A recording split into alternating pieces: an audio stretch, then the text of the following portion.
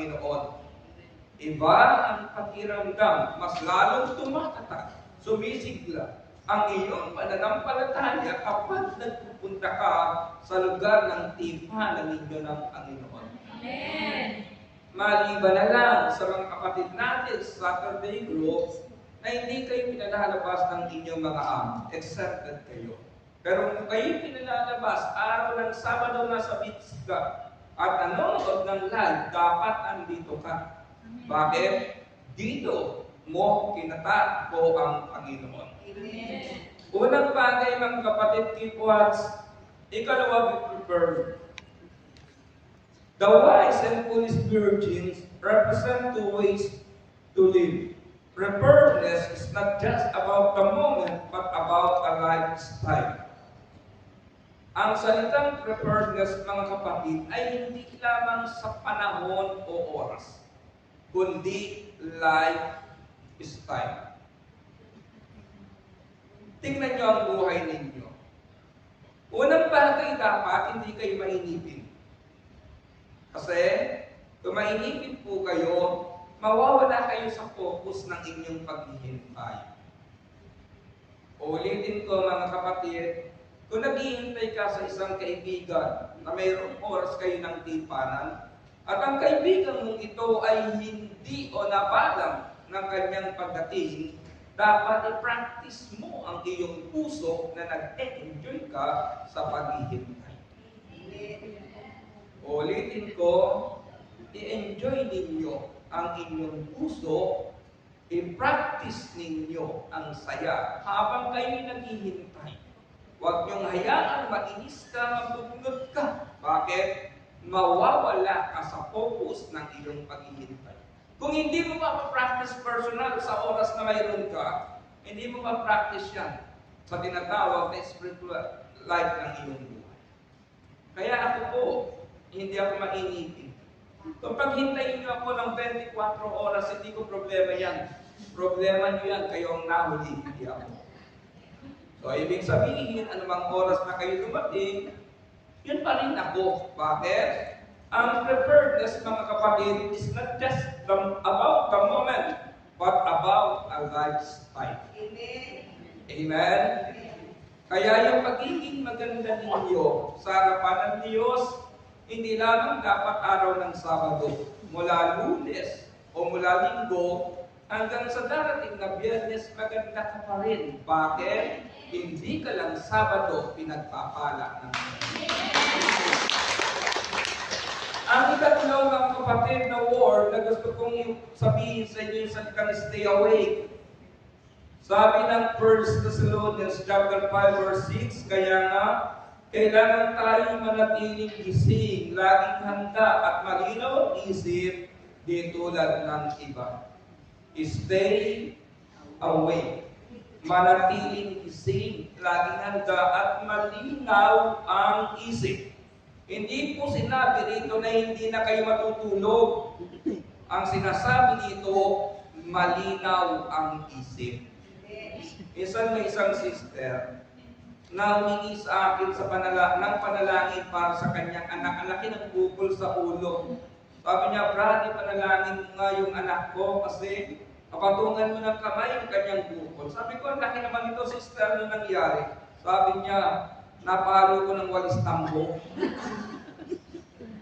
Tanong ko sa kanya, paano mo napalo? Kasi ang kulit niya, iniinis ako, inuutusan ko. Ang kulit-kulit niya, nagdilim ang paningin ko, nahawakan ko yung walis tambo, napalo ko siya ngayon, hinihingi ko ng pray over sa iyo. Ang sabi ko sa kanya, sister, hindi yung bukol ng anak mo ang dapat i-pray over ikaw. Dapat ipanalangin, hindi nagdidilim ang iyong isip. Amen? Ang ibig sabihin, isip tayo mga kapatid. Ano man ang sitwasyon na ating pinagdaraanan, hindi ka magreklamo sa Diyos. Lord, walang laman ng wallet ko ngayon, hindi ka magmamaktol. Anong sasabihin mo? Lord, alam ko kahit wala, itutuloy pa rin naman ang iyong pagbabalik at kukunin mo ang mga taong mananatiling tapat sa iyo. Amen. Amen. Sabihin nga ninyo, malinaw ang isip. Malinaw ang isip. Kaya kapag medyo iba na takbo ng isip mo, ituro mo, dapat lagi kang malinaw. Amen? Ang susunod na word, mga kapatid, be faithful and be fruitful. Be faithful and be fruitful. Ngunit ang manatiling tapat hanggang wakas ay siyang maliligtas. Amen. Manatiling tapat hanggang wakas ay siyang maliligtas. Itong bantayan ninyo, kayong nagkakaedad sa gawain ng Panginoon.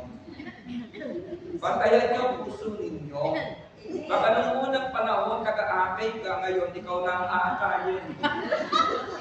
Hindi yung physical na katawan, ha? Kundi yung puso.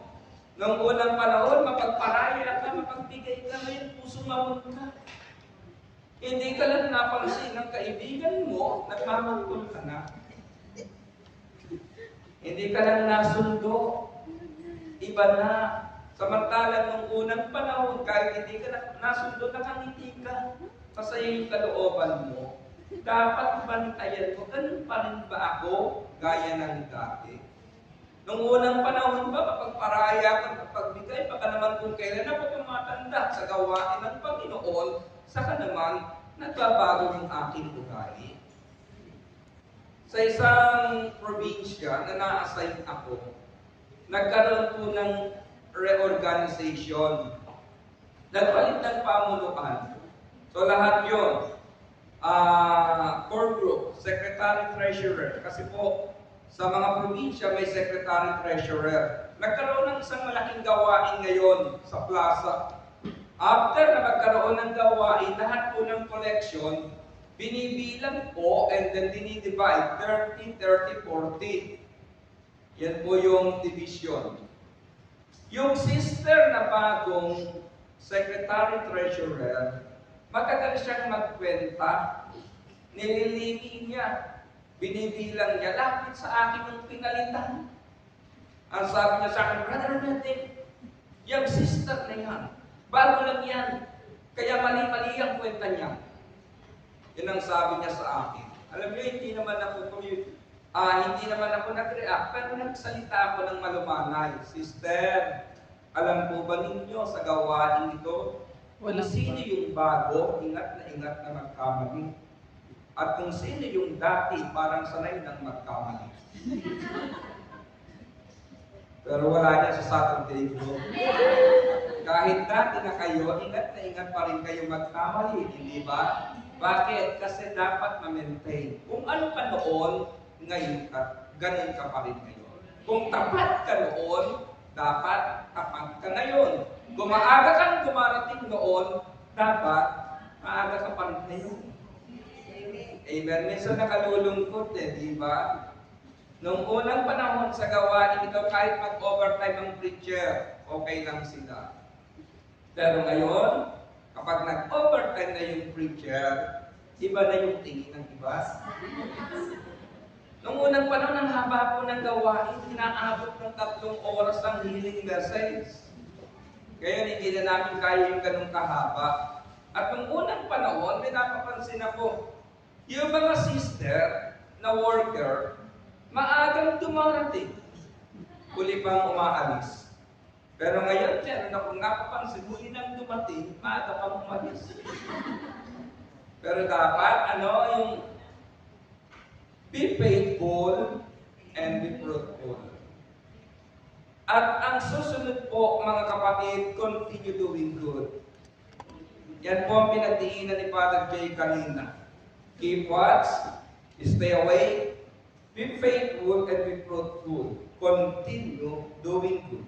Sabi ng 1 Timothy chapter 6, 18 and 19, turuan mo silang gumawa ng mabuti, magpakayaman sa mabubuting gawa, maging bukas ng palad at matulungin sa kapwa. Sa ganitong paraan sila makapag-iimpok para sa hinaharap at magkakamit ng tunay na buhay. Ang mabuting gawa, bunga ng ating pananampalataya sa Panginoon, na kapag iimpok tayo ng kayamanan sa hinaharap at at mag-ahatid sa atin sa buhay na walang hanggan. Tuloy ka lang mga kapatid. Ang taong mabuti, hindi yan apektado ng kasamaan sa kanyang paligid. Ang taong mabuti, hindi yan apektado ng taong di nagbayad sa kanya ng utang. Ang taong mabuti, hindi yan apektado kung maitulak ka man sa loob ng MTR, masalya ka man na nagmamadali, mga pasahero, mananatili pa rin mabuti ang puso. Ang nakakabay ganito, nagalit ka, naasar ka, nagmura ka, biglang dumating ang Panginoon. Diba? Isip ba ninyo yan, mga kapatid? Yung mga haba-haba ng panahon na nasa gawain ka ng Panginoon, pagkatapos natulog ka ng galit at masama ang loob mo, at hindi mo naman alam kung gigising ka sa kinabukasan. Kaya bago tayo matulog, mga kapatid, ihanda din natin ang ating sarili. Hindi lamang kagising, kundi pagharap sa Panginoon kung takdang panahon na ng ating buhay.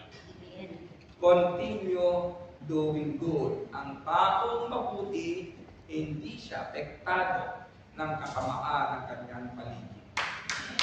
And letter F, mga kapatid, be ready to meet the bridegroom. Be ready to meet the bridegroom. The bridegroom's arrival was certain, but the timing was unknown. Ang pagdating po ng lalaking kakasal ng Panginoon, tiyak yan. Hindi lang natin alam ang timing, hindi lang natin alam ang panahon. At yan po ang challenge ng pananampalataya. Yan ang enjoyment ng pananampalataya. Uulitin ko, mga kapatid. Itong challenge and enjoyment ng pananampalataya ang dapat mayroon kayo. Nasa kabila ng nakaiinis na sitwasyon, nakangiti ka pa rin sa sitwasyong pinagdaraan. Challenge yan. Hindi ba? At masarap na bubuhay ang tao sa challenge, mga kapatid. May mga tao kapag smooth, okay lang. Praise the Lord, hallelujah. Pero kapag dumaraan na sa problema, yung iba, nakapagbibitaw ng pangit na salita. Pero ang challenge mo, dahil naghihintay ka ng muling pagparito ng Panginoon, kahit ang kulit ninyo, dapat manatili ako sa aking pananampalataya at paghihintay sa lalaking ikakasal. Kaya ang mga anak ni El Shaddai, sabi ng aking servant leader, ibang-iba kaysa. So, sa anim na binanggit ko, mga kapatid, ano po yung mga bagay na dapat nating gawin para magkaroon ito ng katuparan sa ating buhay? Yung salitang keep watch, be prepared, stay awake, be faithful, and be fruitful, continue doing good, be ready to meet the bridegroom. Magbibigay na po ako sa inyo ng 4 na step, mga kapatid.